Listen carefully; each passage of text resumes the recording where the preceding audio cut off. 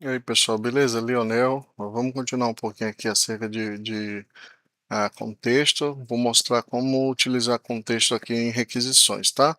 Vamos criar uma função que cria uma nova requisição, tá? Vai ser uma requisição só get, então vou passar aqui o URL string, tá certo?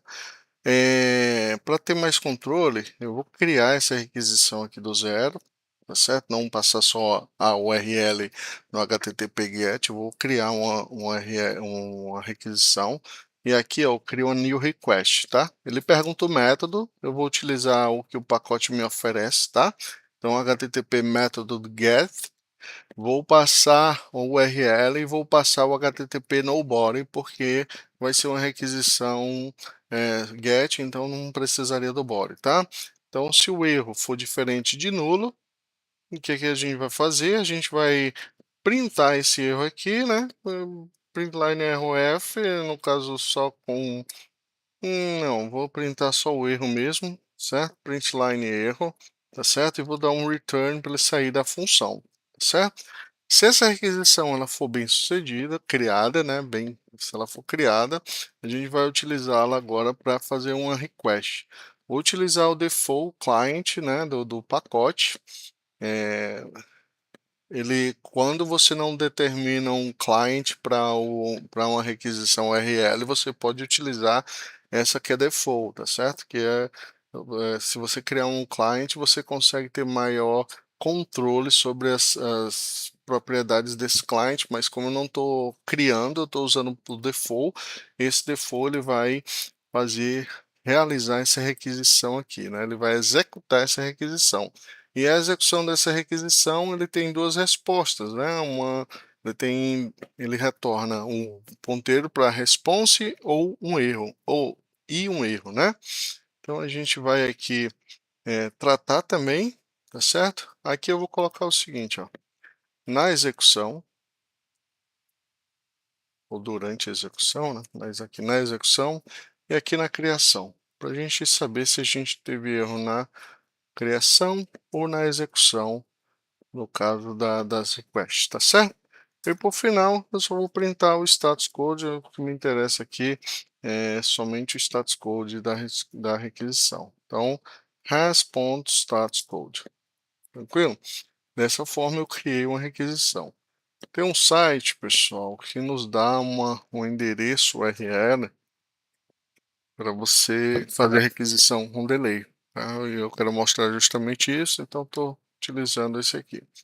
Vou chamar lá a nova requisição, passar essa URL e vamos executar para a gente ver aqui a resposta. Go run mango. Olha lá, fizemos a requisição e a gente está aguardando o site responder, certo? Só que algumas vezes no programa eu não quero esperar lá 20 segundos, né, para o site responder, eu quero logo dar um erro. Se ele aqui deu sucesso, mas normalmente quando demora demais, pode ser que o site esteja fora do ar e a gente não gostaria de aguardar. Como que a gente resolve isso aqui, tá? Para isso que a gente utiliza o contexto. Primeira coisa que eu vou fazer é criar um contexto aqui com o cancel, tá? Com timeout, eu vou criar um contexto com with timeout, certo? Tá aqui, ó, with timeout. Vou utilizar o contexto background, seria o contexto principal, para que esse nosso contexto se apoie nele, tá certo? E vou dizer que ele vai ter um tempo aí de 3 segundos para retornar. Se não retornar em 3 segundos, ele vai ser cancelado. Vou chamar aqui o defer cancel, né, para cancelar o contexto, quando esse código aqui ele foi executado. E eu preciso passar esse contexto para request. Então, para isso, eu vou criar aqui um parâmetro nessa função e vou passar a utilizar esse contexto aí como parâmetro da função. Eu posso criar uma request sem, aqui está sem, mas posso também criar uma request com contexto, ó. New request with context, tá aqui, ó, certo? A única coisa que a gente vai ter que fazer agora é passar o contexto no início da request, certo?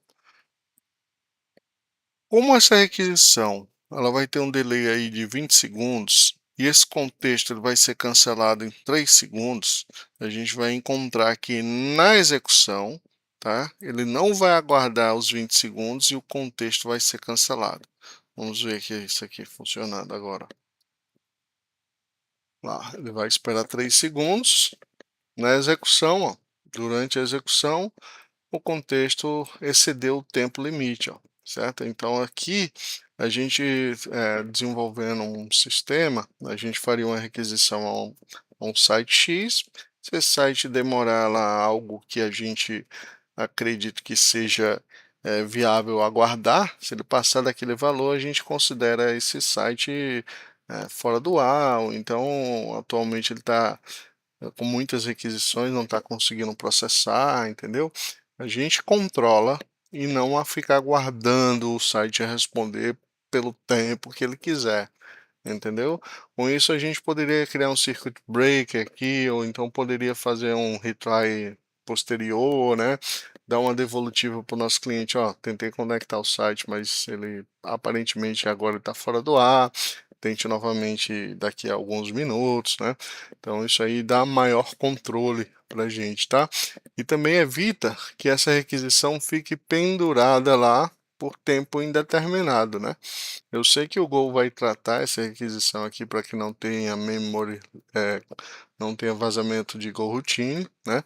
Mas isso aqui nos dá um controle. E às vezes também, tá, pessoal? O que acontece? Esse erro aqui pode ser que não seja interessante para o nosso programa. Então a gente pode também criar aqui, ó, with deadline calls, tá? Então a gente vai criar o timeout, tá? E a gente ainda vai escrever o que é que aconteceu, né? Então vamos lá, o site parece estar fora do ar, certo? A gente vai lá e mostra, ou então servidor, o servidor não respondeu no tempo esperado,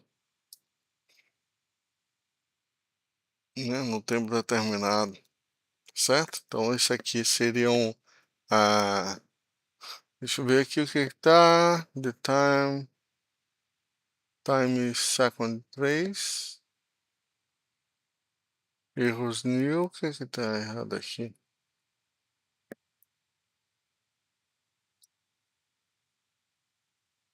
Context with context time ponto second vezes 3. Erros new.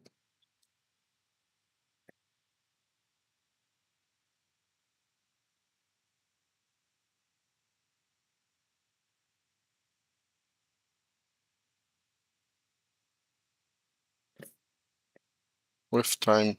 With deadline não. Desculpa. Por isso estava dando erro. With timeout calls. Servidor não respondeu no tempo esperado. Certo? Então o servidor não respondeu no tempo esperado. Aqui na execução eu posso printar este erro, né? Ao invés de receber esse erro aqui, ó, apenas o erro, né, que ele vai explicar o que aconteceu, eu posso inserir o erro personalizado, né? Vamos inserir isso aí, o context.cause, certo? A causa, e a causa está no contexto, tá? Então aqui eu estou pedindo para que o contexto me diga a causa que gerou o cancelamento desse contexto, e essa causa vai ser esse erro aqui, certo? Vamos visualizar aqui, por favor. Ó, na execução, context deadline exceeded, o servidor não respondeu no tempo esperado, tá certo? Então com isso você consegue tanto cancelar, né, com timeout, quanto você consegue criar um erro personalizado. Ah, Leonel, você não mostrou aí como é que seria o with deadline, né? Deu aquele errinho lá, então vamos ver aqui, with deadline calls. Diferença do deadline aqui para o timeout, pessoal, o timeout funciona como um cronômetro regressivo, né? Quando ele chegar a zero, ele vai lá e starta. O if deadline calls, você tem que colocar um time.now, adicionar o horário que você quer que dure, né? Então, time.second vezes 3. Então, por isso que ali estava dando erro, tá? Quando a gente executar aqui, vai ter o mesmo comportamento, tá? Lembrando que o deadline, olha lá, o deadline você pode colocar um tempo futuro, né? Não necessariamente precisa do time now aqui e acrescentar valores a ele, tá? Você poderia colocar um tempo futuro. E o timeout seria realmente o cronômetro lá regressivo até chegar a zero. Então, pessoal, é dessa forma que a gente utiliza o contexto com requisições, tá? Ao invés de ficarmos aguardando o servidor responder, quando a gente entender que 3 segundos já seria um tempo suficiente para esse servidor responder, e se ele não respondeu nesse tempo, a gente prefere dar um erro para o nosso cliente, ou então para a nossa aplicação tentar em outro servidor, tentar em outro momento, a gente utiliza o contexto para isso, tá? Espero ter ajudado aí. Um abraço.